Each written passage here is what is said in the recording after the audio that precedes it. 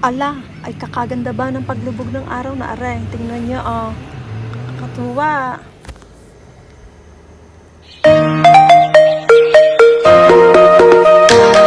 Hello, hello mga kamami ko dyan. Umagang umaga na naman ay nasa kalsada na naman kami. Panibagong araw, panibagong vlog, sabi nga ni Kapesne.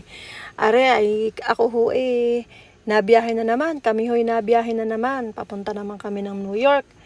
At gawa ng gagraduate ang aking anak na panguman. Ay nako, sa totoo laang ay din ho'y napakamahal magpaaral. Ay salamat sa Diyos at makakagraduate din. Ariha, o tinyo, hindi pa nga naputok ang araw sa silangan. Kami ho'y nasa kalsada na.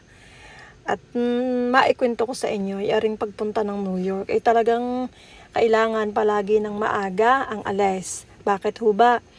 Ay sobrang traffic ho sobrang traffic pagdating na doon sa mismong New York. Dahil po, ay ang mga sasakyan ay hindi talaga makausad. Talagang daig pang Maynila, parehas lang halos. Ang New York City ho din ay ang Maynila dyan sa atin, sa Pilipinas, sa sobrang traffic.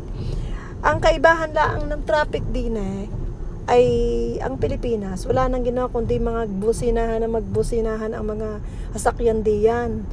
Ay dini hoy tahimik, hindi ho dini uso masyado ang busina. Hindi kagaya dyan sa Maynila o diyan sa Pilipinas. Nilalahat ko na, hindi lang sa Maynila. Ay nako, talaga nga naman. Ay dini ho, ay ang kagandahan nga ay tahimik at saka wala hong air pollution. Malinis ho ang hangin. May mga muffler sila. Nako mga kamami ko dyan, ay makikita nyo kung kayo sasama sa akin ngayon at hindi nyo ako iiwanan, ay makikita ninyo ang Fordham University sa Bronx ng New York. Doon ho kami pupunta at doon nag-aral ang aking anak na panguman. Ay makikita ninyo kung gaano siya kalaki, kalawak, at ang mga tao daw na a-attend ay nasa 5,000. Ang mga gagraduate daw ay libo ang bilang. Ay nako, sa totoo lang ay bilang nga din ho ang imbitado hanggang 2 hanggang 4. 4 po lamang ang imbitado na pwedeng umattend. Kaya ho ako'y nakasama. Ay kung inuhi labawi dalawa laang ay hindi na ako sasama. Pero kagandahan din naman at ako'y makapag-vlog din ay ay siya, halina at ako ay inyong samahan. Habang kayo ay nagkakape dyan, ay tayo pupunta din sa New York. Ayan, nandito na tayo.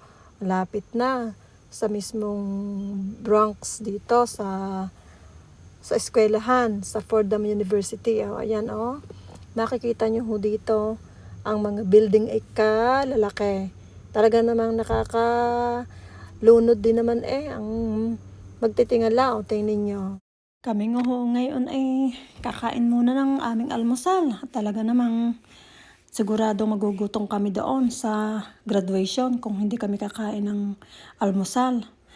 Ayan, kaya kami muna ay tambay muna dito dahil maiinip din naman kami doon. Hindi naman agad yun mag-umpisa. Kaya kain muna tayo. At kahit medyo mahal, ang pagkain din sa New York ay walang magagawa, kailangan kumain.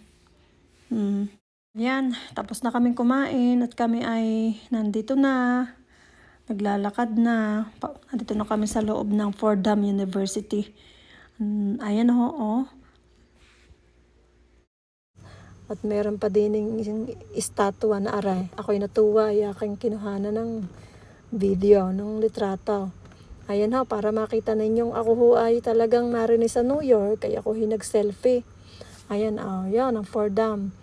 Ayan, at dito gaganapin ang ceremony sa pag-graduate ng aking anak na panguman. Ayan, ang akin hong kabiak ay walang hilig sa litrato, kaya ako'y nagtitiis mag-selfie. Ayan ho, ang ganda-ganda ho din talaga. Ay nakakatuwa ho. At arihong mga tao din ay sobrang dami. May mga Pilipino din ho dito. May mga Pilipino ho rin dito na akong makikilala at alam kong sila'y talagang marami din kamag-anak din yung gumraduate. Oho, sa totoo lang, ako'y nakakatuwa at proud na proud din naman ako at mga maraming Pilipino ang nakakapagpaaral din kahit kamahal-mahal.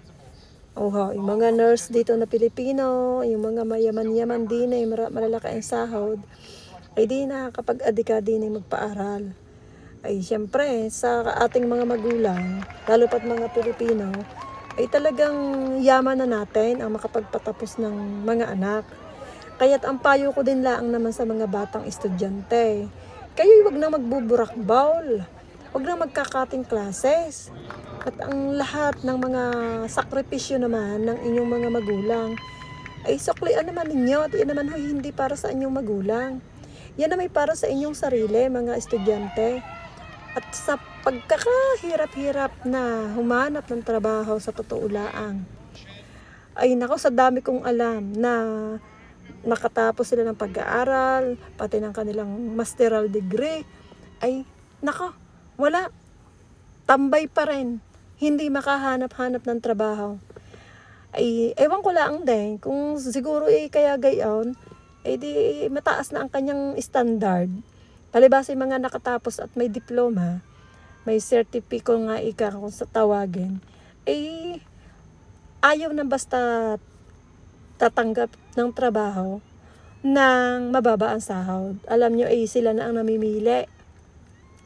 Sila ang namimili. Ayun ang aking anak na panguman.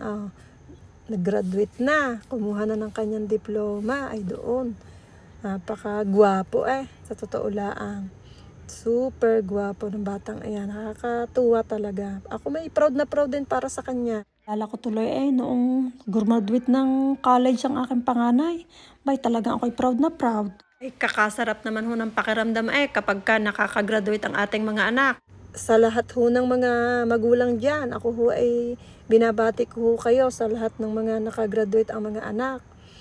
Congratulations ho, at sa mga estudyanteng nakagraduate ay maraming opportunity ang naghihintay sa inyo dahil kayo'y nagsunog ng inyong kilay. Sabi nga ng mga matatanda diyan sa Pilipinas, palagi ko nadidinig ay magsunog ka ng kilay mo para pag ikaw ay tumanda ay hindi ka mahirapang maghanap ng trabaho.